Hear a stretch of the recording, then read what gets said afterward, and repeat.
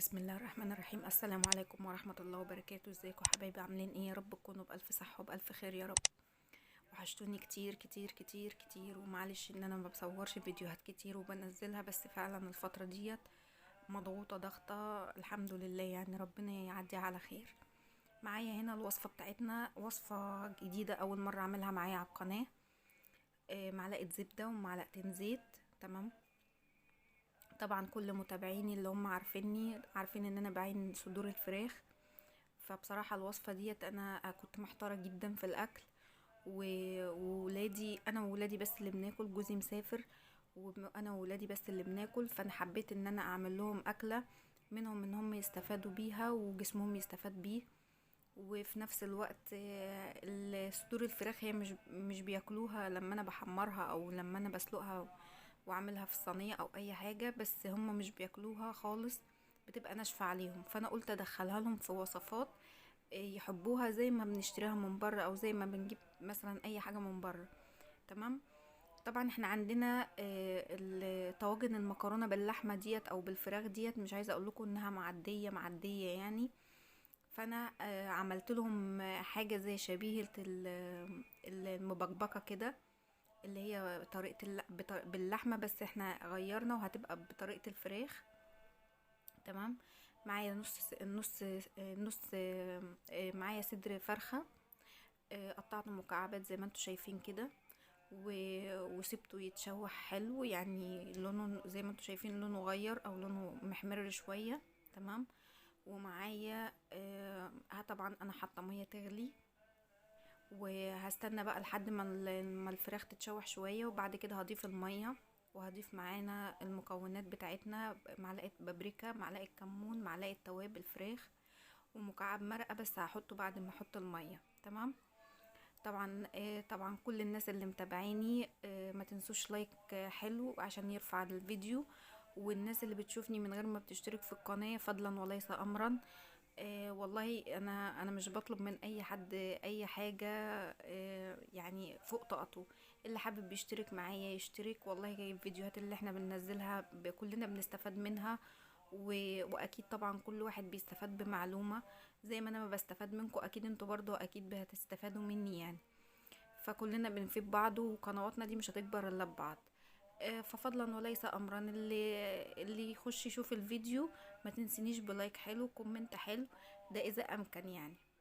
تمام. انا حطيت هنا المية المغلية وهسيبها تغلي شوية، وهحط معايا مكعب مرق. وطبعا عندي كيس مكرونة قلم، ما كانش عندي اي مكرونة خالص، ولا صغيرة ولا سباكيتي ولا اي حاجة، هو كان كيس واحد مكرونة قلم. فانا بصراحة قلت هحط مكرونة قلم، فقلت لا انا هجربها. فبصراحة طلعت جميلة، مش عايزة اقول لكم ان ولادي اول ما شافوها عجبتهم قوي قوي قوي، وقالوا لي يا ماما اعملي لنا منها على طول، دي جميلة. هنا معايا طماطمايه، ومعايا لا يا ربي، بتاع قرن فلفل احمر وبصلايه وقرن فلفل اخضر، هحطهم زي ما انتوا شفتوا كده، وهسيبهم يغلوا كويس، وبعد كده هحط كيس المكرونه بتاعي. هنا معايا معلقه صلصه، دي اختياري، حابه تحطيها حابه مش حابه انتي براحتك، انتي كده كده. بتبقى هي بس بتدي طعم وبتدي لون للحاجة. انا حطيت بابريكا برضو هتدي لون. معايا هنا معلقة سكر عشان الصلصة ما تعملش حمو او حموضة او كده، وخصوصا عشان احنا بناكلها يعني بالليل فمحدش يتعب يعني. طبعا انا حطيت الملح بتاعي، لازم تشوفي حدقها. وطبعا هنا اسيبها تغلي شوية، ولما تيجي تشيليها من على النار يعني ما تخليهاش تنشف خالص، يعني ما تخليش الميه او المرقه ديت تنشف خالص. لا، خلي كده المكرونه تبقى صيصه كده، فيها صوص كده، بتدي طعم حلو، بتخلي الحاجه لو انت حتى بقى منك اكل هتعرفي تسخنيه، ما يبقاش معجن، ما يبقاش كده. طبعا انا حطيت المكرونه وهسيبها بقى لما تستوي، انا هديت عليها وهسيبها لما تستوي خالص. طبعا بصوا شايفين المكرونه استوت واللحمه استوت، وشايفين الصوص يعني تحس ان ليا لسه فيها صوص كده، مخليه طعمها بيبقى حلو. ولما بتقعد لتاني يوم بتنفع، ما بتعجنش يعني، ما تعجنش منك، تحس ان كل حاجه يعني لوحدها كده. تمام. طبعا انا مش عايزه اقول الناس اللي بتشترك، اللي بتتابعني، ما تنسانيش بالدعاء ولايك حلو وكومنت حلو. ودي منظر المبكبكه بتاعتنا اللي هي المبكبكه بالفراخ، طعمها جميل جدا.